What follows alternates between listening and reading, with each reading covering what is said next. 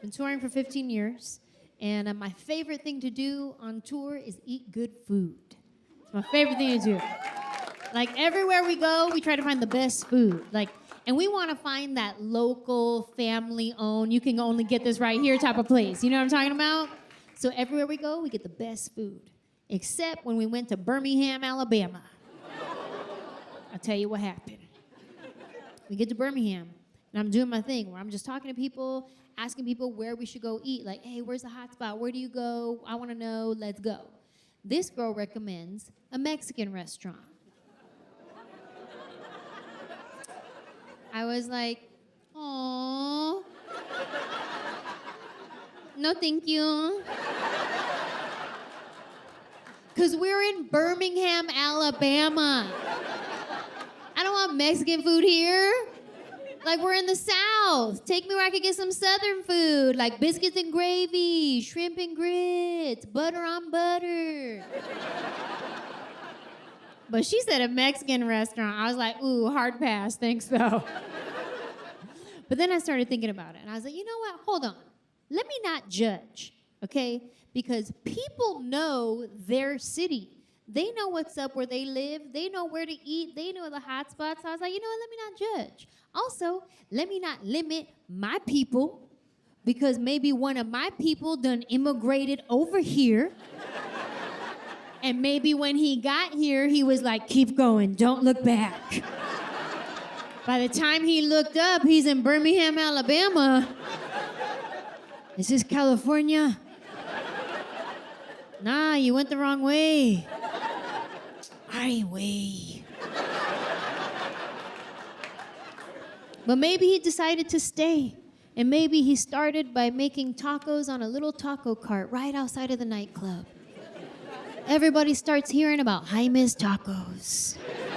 Hey, have you ever had one of Jaime's Tacos? Those are the best tacos I've ever had in my life. Jaime's Tacos, Jaime's Tacos. Maybe he is so popular, he opens up a taco truck. Hey, have you ever been to Jaime's Taco Truck? Those are the best tacos I've ever had in my life. Jaime's Tacos, Jaime's Tacos. Maybe he gets so popular, he opens up his very first restaurant in Birmingham, Alabama, Jamie's.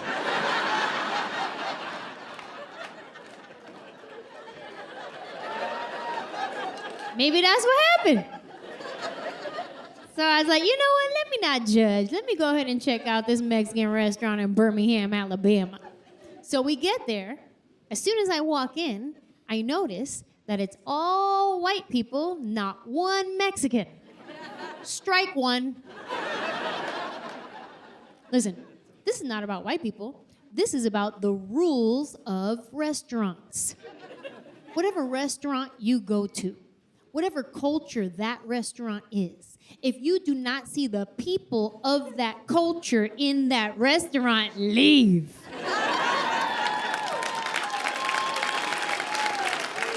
Because if they won't even co-sign on this, it's not legit.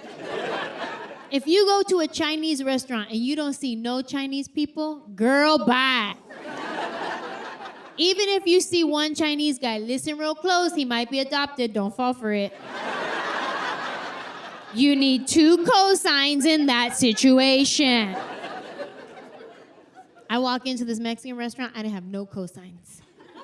I became the cosign. I was like, oh man, we already drove all the way out here. Let's just give it a shot. We sit down. They charged me for chips and salsa. Strike 2. Everybody knows that chips and salsa are free.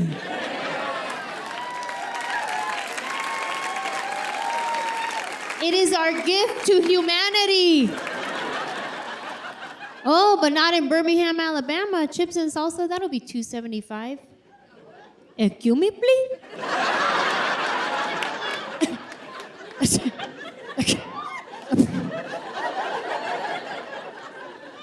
I'm sorry, is Jaime here? If that wasn't bad enough, this next moment is where my life changed. I'm reading the menu, and it says they have guacamole and seasonal guacamole. I said, seasonal guacamole? What's that? Are there any Mexican people here tonight? Okay, let me ask you a question. Have you ever heard of seasonal guacamole? Me either. I never heard of it in my whole Mexican life. I didn't know what it was. I had to ask my waiter. I said, excuse me, sir? Yeah, Chad.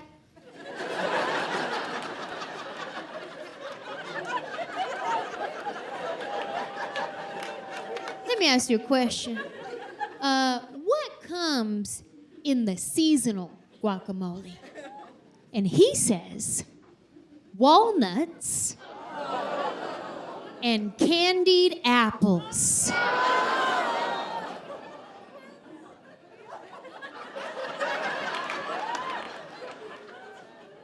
Y'all, I was personally offended.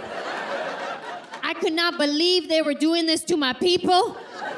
I knew I needed to say something. I needed to speak up. This was my si se puede moment. But we were in the South, so the only words that would come out of my mouth were, I rebuke you in the name of Jesus. You take that guacamole back to the pit where it came from. I do not receive that. Get under my feet, devil. Another thing I've learned living in the South is the bugs are bigger. Y'all got some Nashville geographic stuff happening here. Like in California, we have bugs, but our bugs are killed. Then I get to Nashville. I went to get in my shower one morning. There was a spider in my shower. Now this spider was so big, I thought I was interrupting him. I did. I went to open the shower curtain. I was like, oh my God, I'm so sorry. I didn't know anybody was in here, my bad. He was big and he was furry too. Yeah, I didn't know if I should brush it or smush it. I didn't know. He was so furry, he had dander. Ew. I need my Zyrtec pill just for the spider dander. I was like, sir, the Head and Shoulders is right there. Help yourself. If I ever have to kill a spider that big, I am morally conflicted. Because at that point, that's a pet. Put a collar on that thing, that's Bubba. Bubba had plans that day. He was just getting started, he's in the shower. That's messed up. If you ever have to kill a spider that big, you could hear the crunch. And if you hear the crunch, you know that thing had a soul. That's messed up. I used to kill any spider or bug that was around me because I don't like bugs at all. But over the past couple of years, I have this newfound respect for nature and insects. So now, if I ever see a spider in my house, what I like to do is scoop it up in a container, take it outside, throw it in a bush, and then immediately go like this.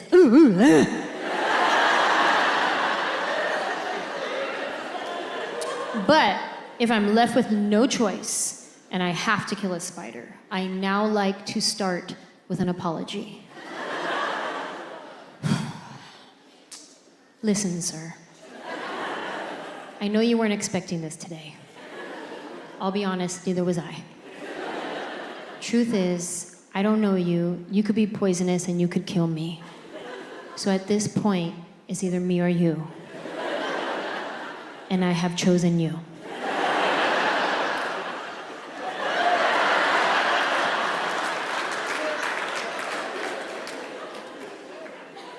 There was this one night, I was home alone, by myself.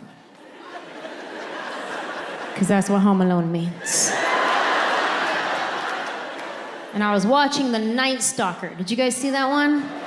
The documentary about the serial killer that was in Southern California, like back in the 80s. So I'm home alone watching this show, super creepy. Episode's done, I turn the TV off, and all of a sudden, I hear this on my front window. A said, nope.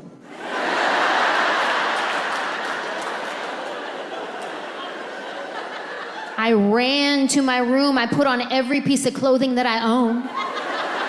I said, if he's gonna try to assault me, he's gonna have to work real hard.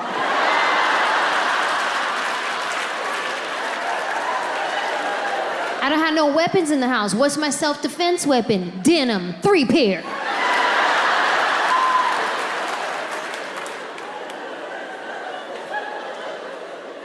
After a while, nobody came in the house, but I kept hearing the noise. Finally, I go to the window, I move the curtain, I look outside, and it's not a psychopath trying to kill me. It was a mosquito. The size of a bald eagle. Or maybe it was a cicada. I don't know.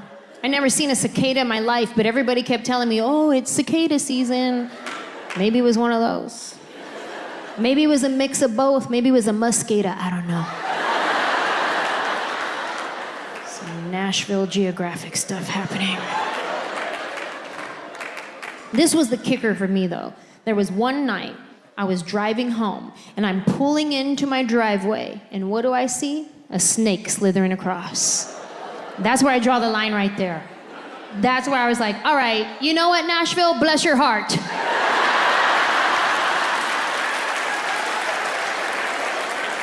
This is getting ridiculous.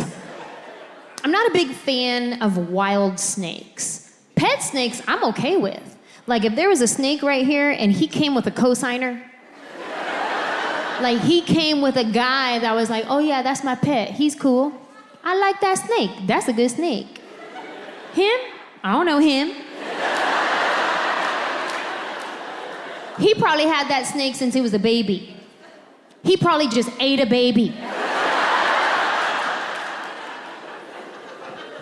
Pet snakes, I'm okay with. Like, you know how sometimes you go to a real touristy area and there'll be that one guy with like a 100-pound snake around his neck, and he's just walking around. He's like, yeah, you want to take a picture with my snake?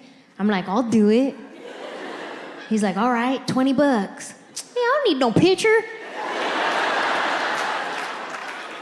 But the point is, I was down. I was gonna do it if it was free. Because free is my love language.